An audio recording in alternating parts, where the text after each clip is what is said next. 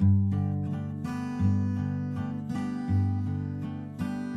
guys, today I'm going to be sharing with you a super delicious and amazing cinnamon sugar soft pretzel pieces. We're going to start off with some all-purpose flour as well as some salt. I also have some warm water, granulated sugar, and a packet of yeast in this bowl. The yeast is activated and ready to go. I also have some unsalted butter that's kind of melted, kind of softened right in the middle, and as well as some vanilla extract in there. You kind of just want it to be, you know, softened or melted. Both of them work just fine. Now what I'm going to do is I'm going to mix together my flour and my salt. Make sure that salt is incorporated, and I'm going to go ahead in the center of my bowl and add in my yeast, my water, and my sugar. All that was in that bowl. And then my vanilla extract or vanilla bean paste and my melted butter. Gonna give this a mix with my spoon and try to incorporate the flour into the liquid.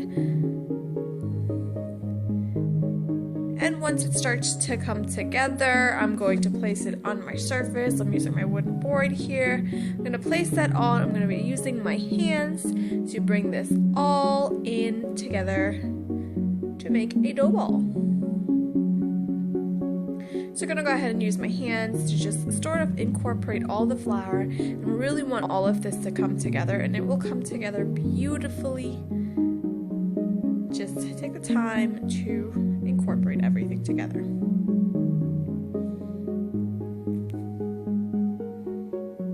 Just like so. Keep incorporating all the flour.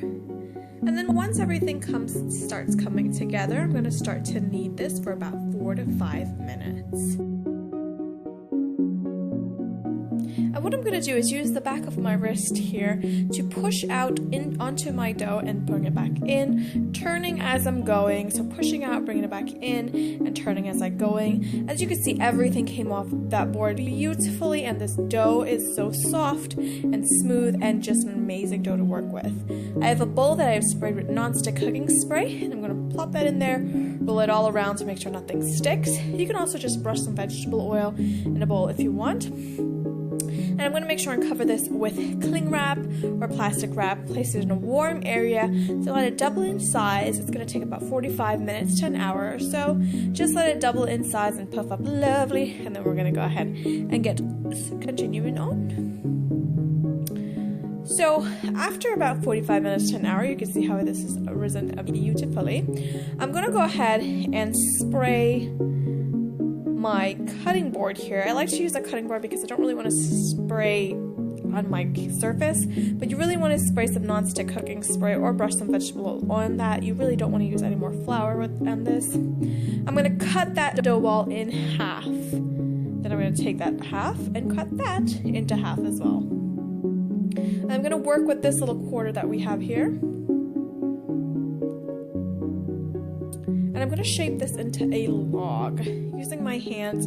I'm not deflating it, I'm not pressing all the air out or anything. I'm just going to shape it into a log as best as I can, patting it down gently if I have to. And I'm just going to go ahead and take my knife and cut these into small pieces.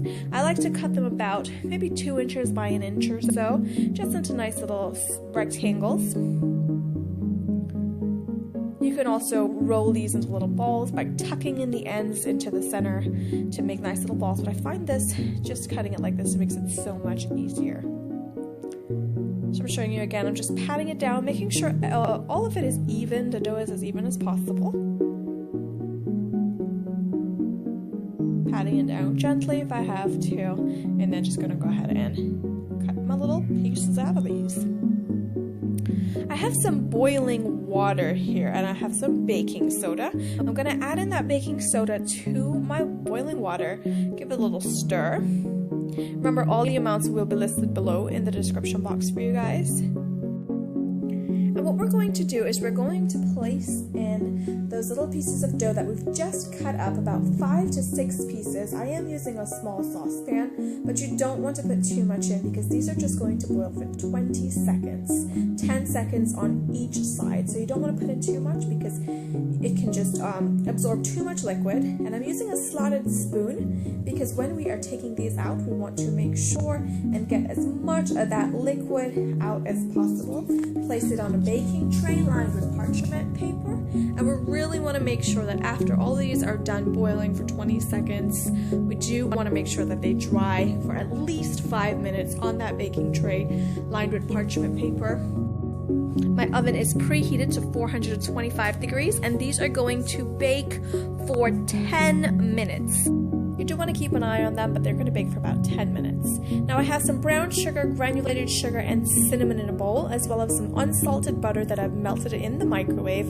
I really suggest using unsalted butter for this part, and I'm going to combine all my sugars and my cinnamon together in this bowl, and my cinnamon pieces, my soft pretzel pieces are still nice and warm. I'm going to lightly dunk them in the butter, shake off any excess, place them in the sugar mixture, toss it around in that, shake off any excess for that as well, and then just place them on a little platter or plate here.